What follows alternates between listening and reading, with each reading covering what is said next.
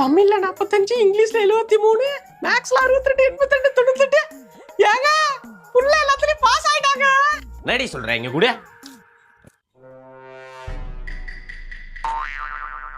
நானே என்னை நம்பவில்லை, எந்த கண்ணை நம்பவில்லை. பண்ணடா அங்க அப்பாவோட ரிசல்ட் இப்ப உட்கார்ந்திருக்கா. இங்க படுத்துட்டு கனவு கண்டுட்டு இருக்கியா? தக்காளி கிழிச்சு போடுவான். சீக்கிரம்டா. அப்போ கனவா? சிச்சி.